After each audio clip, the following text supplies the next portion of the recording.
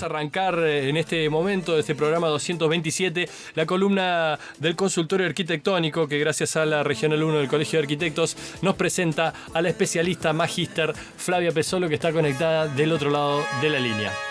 Bueno, vamos a seguir hablando de mampostería. Ya hablamos de la parte estructural de la mampostería y hoy toca hablar de la mampostería como transductor. ¿Qué quiere decir esto? Esta interacción que tiene nuestro muro con el exterior y el interior. Sabemos que es un envolvente, más allá de si es soporte estructural o no, es nuestra envolvente la que nos protege de la intemperie, ¿no es cierto? Claro. Entonces es muy importante esta interacción con el exterior y esto depende lógicamente de la materialidad que nosotros le demos a nuestra mampostería. Y es muy importante no solo en esto de lo que es el aislamiento térmico, la inercia térmica, sino también que cuando ya no hablamos tanto de confort, a veces la falta de confort pasa a ser una patología, y esto pasa, por ejemplo, con las famosas condensaciones. Esto es muy importante porque no solo que es una cuestión de, bueno, el muro me pasa mucho frío, mucho calor, sino que ya me empieza a causar humedades, hongos, moho, y esto ya empieza a ser nocivo para la salud de quienes ocupan este espacio, ¿no? Porque muchas veces se confunden, por ejemplo, lo que es el aislamiento térmico con lo que es la inercia térmica. El aislamiento térmico justamente lo que hace es que no deja pasar el calor para ninguno de los dos lados, ¿no? Directamente actúa como si fuera una barrera para este intercambio de calor entre el exterior y el interior. Lógicamente va a depender del tipo de material que nosotros usemos y esta capacidad de aislar que tenga el material. Y después, por otro lado, tenemos lo que es la inercia térmica, que la inercia térmica es la capacidad de almacenar calor que tiene un material.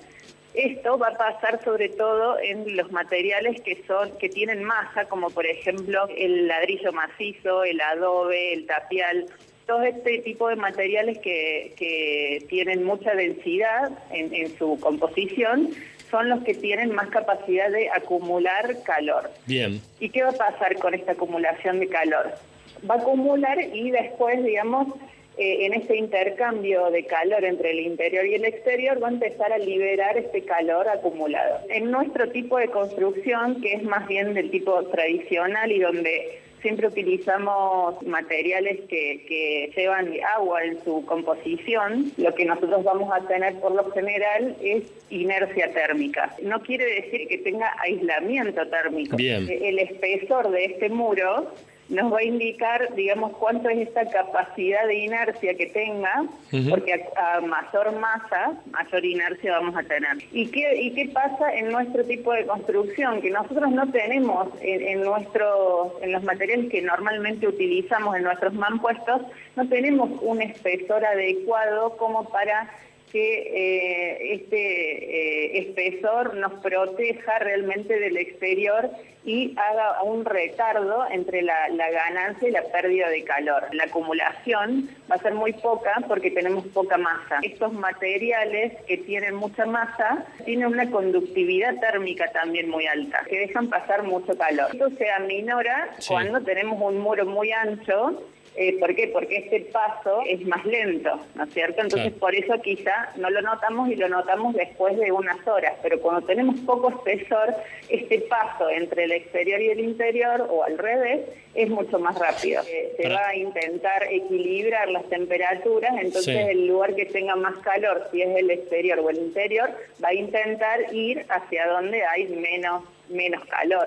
Hay otro tema que el adobe, por ejemplo, o este tipo de muros, digamos, de gran masa, son recomendables para climas en donde los cambios de temperatura entre el día y la noche sean muy bruscos. Por lo general se recomienda para cuando las temperaturas de la noche no superen los 25 grados. Y sabemos que en Córdoba, por ejemplo, hay noches terribles de verano. ¿Qué va a pasar? Que este muro va a acumular calor durante el día y durante la noche ese calor que acumuló también lo va a liberar en el interior si adentro está más fresco. Con lo cual, por eso es importante hacer bien este estudio de las envolventes, teniendo en cuenta el tipo de clima en donde estamos. Por ahí es bueno, como vos decías, si ponemos este tipo de muros en una orientación en donde gane calor para que nos funcione en invierno, es bueno tener un recurso como, por ejemplo, una sombra o, digamos, árboles que pierdan sus hojas en